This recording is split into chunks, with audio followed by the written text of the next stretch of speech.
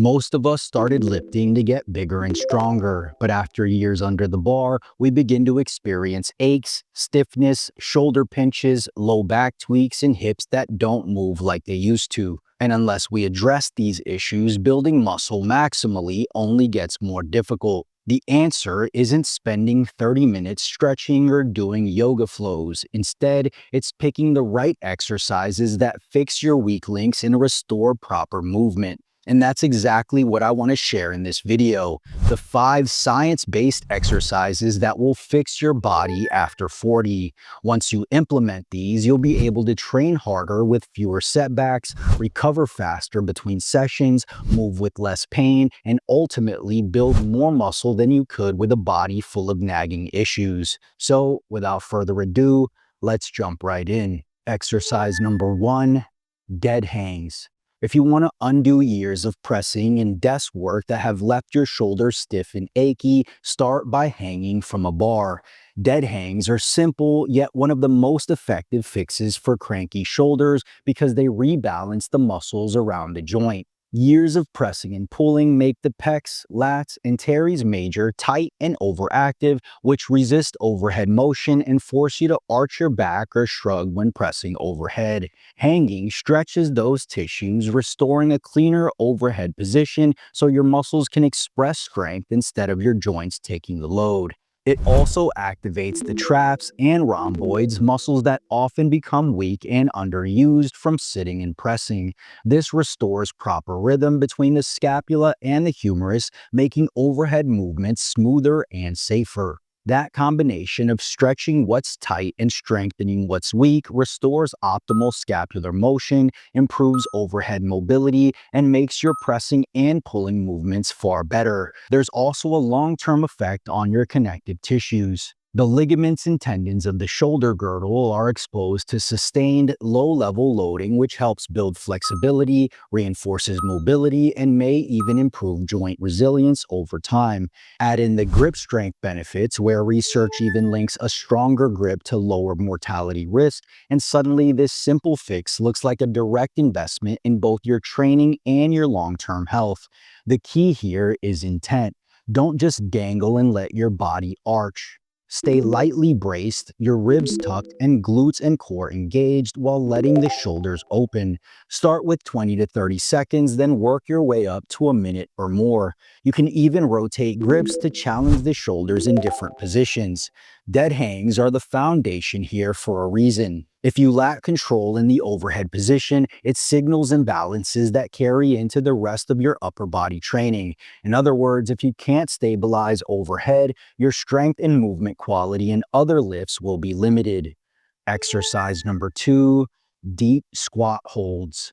After years of sitting too much and grinding through leg days, your lower body movement efficiency drops. It's a sign that your hips, knees, and ankles aren't working together the way they should. And when those joints stop cooperating, pain shows up somewhere in that chain as an ankle, knee, hip, or even low back issue. The deep squat hold fixes this. By spending time at the bottom of the squat, you restore mobility in your hips, knees, and ankles all at once. You see, sitting deep in the squat teaches your hip joint to center correctly, which lets your femur track properly in the socket instead of forcing the knees to cave or drift forward. That joint centration allows the glute medius, which is the muscle that stabilizes your pelvis and knees, to fire when it should. Without it, your knees wobble under load and your glutes never fully contribute to squats or lunges. Restricted dorsiflexion limits how low you can sit and pushes the knees and hips into awkward positions. The squat hold gently mobilizes the ankles while teaching proper weight distribution so the hips, knees, and ankles all work together. At the same time, a deep squat encourages diaphragmatic breathing. Settling into a deep squat forces you to breathe into your diaphragm, allowing you to feel and thus expand your rib cage fully from front, back, and sides. That trains you to properly brace, improve spinal alignment, and ultimately lets you maintain control while squatting under load. To perform this effectively, find a squat rack, sturdy post, or wall for support. Sink into the deepest squat you can manage while keeping your heels down. Hold that position for 30 to 60 seconds. From there, shift your weight forward, back, and side to side to work your ankle joints. The goal here is to gradually increase your depth and range of motion over time so that you don't have to force yourself into it. The deep squat hold doesn't just help improve mobility, it makes you feel better too. Resting in a deep squat decompresses your spine because your pelvis tilts posteriorly and relieves tension built up from hours of sitting or heavy lifting.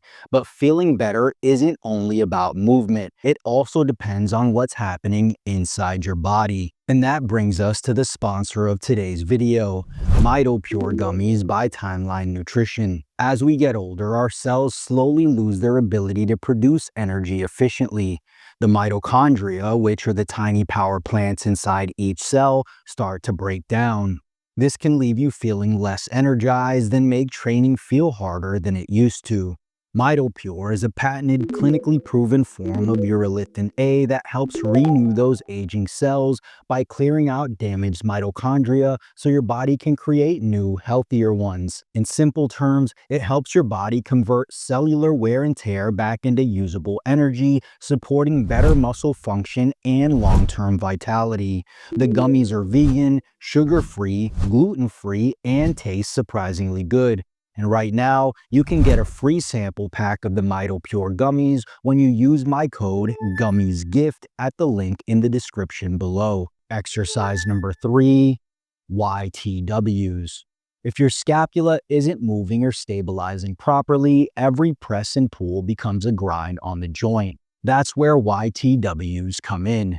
They're simple, body weight driven movements that light up the muscles responsible for a lot of your shoulder blades movement. When these muscles are weak or underactive, your shoulder blades tip forward or upward when they're not supposed to, can't retract or protract properly, your rotator cuff gets jammed, and your shoulder joints end up feeling beat up every time you bench press or do wide grip pull-ups. The beauty of YTWs is that they take your scapula through its full range of motion under your own muscular control. The Y challenges upward rotation and lower trap activation. The T hits the rhomboids and mid-traps, pulling the blades back into retraction. The W drives external rotation, which ties in the rotator cuff and rear delts. Together, you're covering the exact motions that can make your shoulders move stable and pain-free again. To perform these, lie face down on a bench or on the floor, arms hanging down. Move into a Y shape with your thumbs up, lifting slowly and squeezing the lower traps. Then move into a T with the arms straight out to the sides, retracting the shoulder blades. Finally, bend your elbows into a W, pulling your hands back as if you're showing off your lats. Hold each one for about 3 to 5 seconds to maximally contract the target muscles. This can be done without weights or light weights if you want a bit more of a challenge. The payoff of this movement is huge. Your scapula will set more naturally on the bench press, allowing you to press pain-free without cutting your range of motion. Overhead work will feel freer and more stable, while pulling movements will feel stronger and more connected as your upper and mid-back muscles finally do their job. Most importantly, you'll protect your shoulders from the wear and tear that grinds them down over time. This is the kind of boring accessory work that quietly keeps you progressing on the big lifts for decades. Exercise number 4, dead bugs. If there's one core exercise every lifter over 40 should have on autopilot, it's this one. Dead bugs teach the exact skill that carries over to the big lifts, bracing your spine and pelvis while your arms and legs move. If you think about it, every squat, hinge, press, and pull demands the same thing. You've got to lock your torso in a rock-solid position while your limbs handle the force.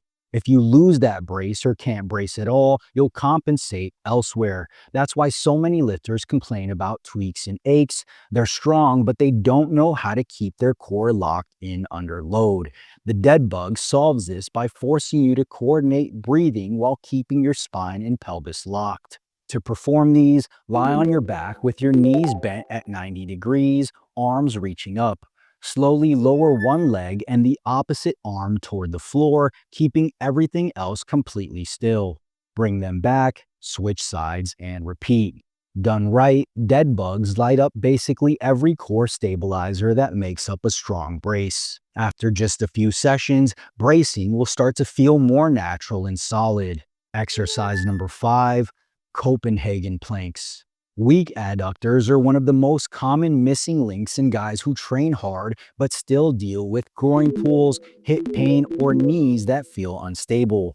The thing is, the adductors aren't just passive stabilizers. They're actually prime movers in hip extension, helping you drive out of the hole in a squat or lockout in a deadlift. This exercise is simple. You prop your top leg up on a bench, side plank style, and hold. But what it's really doing is forcing your adductors to fire to stabilize your pelvis. At the same time, your obliques, deep core muscles, and glutes are working to keep your body straight and resist rotation. Think of it like a side plank, but instead of just training lateral stability, you're building the inner thigh strength that protects your hips and knees while also bulletproofing your core. At our age, groin injuries tend to show up when we least expect them, sprinting with our kids, changing direction during sports, or even when our squat or deadlift stance is just a bit wider than usual. A stronger adductor complex means better pelvic control, fewer tweaks, and more power in every lower body lift. To perform the Copenhagen plank, lie on your side, prop your torso up on your elbow so your shoulder is stacked over it. Place your top foot on a bench, keeping the leg straight, and lift your hips so your body forms a straight line from head to heel. Aim to hold that position for 15 to 30 seconds per side for 2 to 3 sets each.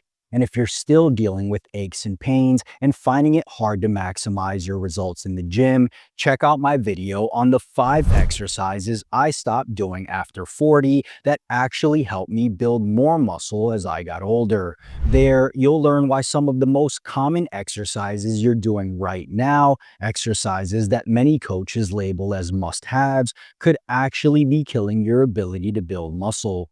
And if you haven't already, make sure you subscribe for more videos and don't forget to turn on post notifications so you don't miss the next one.